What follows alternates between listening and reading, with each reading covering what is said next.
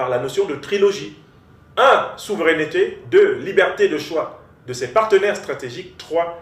Défense de ses intérêts vitaux.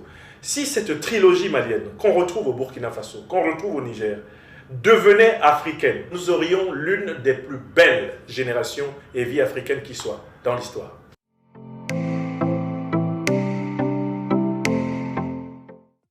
Premièrement, la réforme de l'éducation.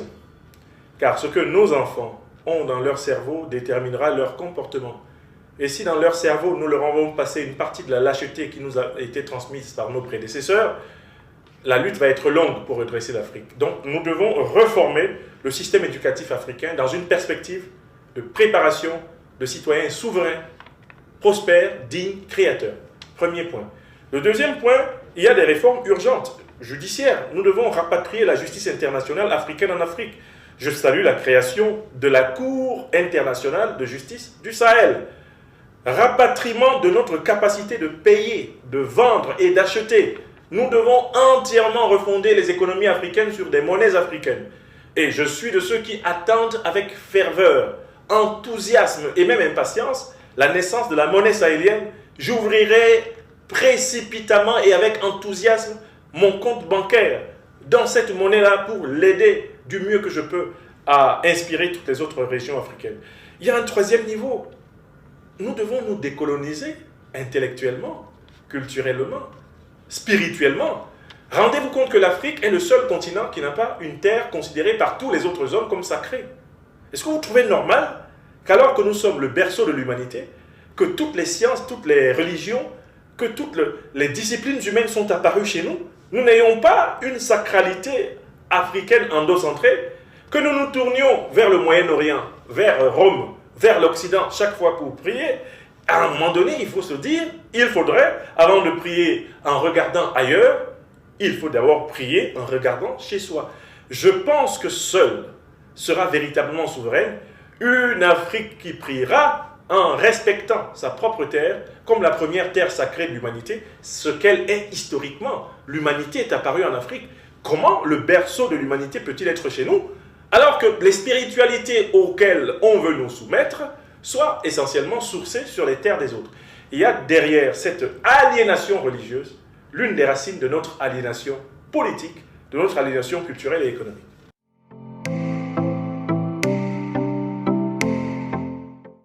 En plus de ce soutien matériel qui est vraiment très louable, et moi je rendrai visite pendant ce séjour au fonds de soutien patriotique parce que je tiens à apporter ma modeste contribution et à encourager tous les panafricanistes du monde entier à faire comme moi.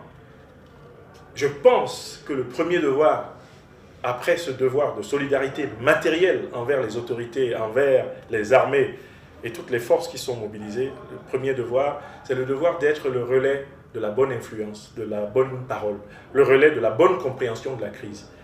Je pense que chaque Burkinabé, chaque Africaine, chaque Africain doivent participer à l'éveil de conscience dont notre continent a besoin pour devenir indomptable. Et pour cela, nous devons exercer le plus grand esprit critique envers les informations qui sont distillées par des sources réputées suspectes. Si j'ai accepté de venir répondre à l'invitation du gouvernement du Burkina Faso aux universités africaines de la communication de Ouagadougou, c'était pour renforcer cette vigilance envers la pollution informationnelle qui est l'une des sources du retard des mobilisations et des libérations. Dans des pays, par exemple, comme le Cameroun, on voit très bien que c'est parce que la population a été nourrie au lait de l'information confuse, au lait de la confusion idéologique, qu'elle est incapable de faire face à une dictature de plus de 43 ans, pour le moment. Les peuples sahéliens et le Burkina Faso montrent le chemin, mais il faut continuer en devenant des véritables agents de l'information qui libèrent, qui protègent le pays, des patriotes dignes et des travailleurs acharnés. Il n'en manque pas au Burkina Faso. J'ai visité le musée des civilisations à Ouagadougou aujourd'hui. J'étais très ému par la nuée de femmes qui s'occupent de nettoyer la cour du musée. C'est juste formidable.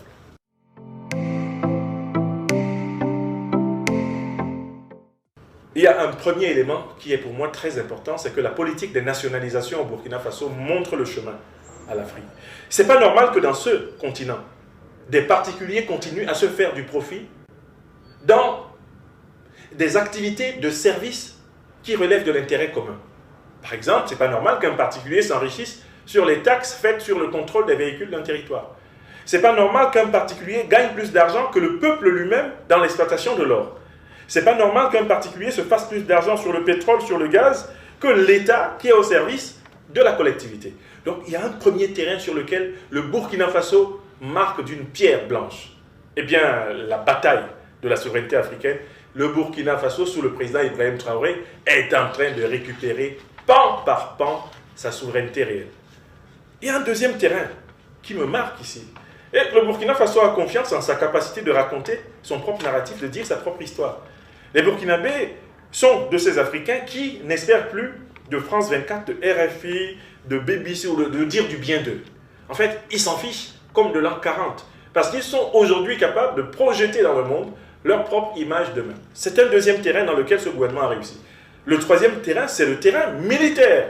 Incontestablement, malgré l'adversité redoublée et le soutien des puissances impérialistes aux terroristes, l'armée burkinabé n'a jamais été, ces dernières années, autant en forme aux côtés des autres armées sahéliennes qu'elle l'est.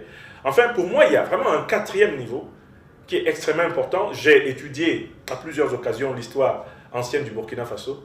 C'est le retour de la confiance entre le gouvernement et le peuple. La confiance que ce pays connaissait sous les années du président Sankara est de retour. On voit que c'est le même lien fusionnel, le même lien de communion, de confiance, le même lien sacrificiel qu'il y avait sous les 4 années de la Révolution, des années 83 à 87. C'est ce lien qu'on a retrouvé aujourd'hui.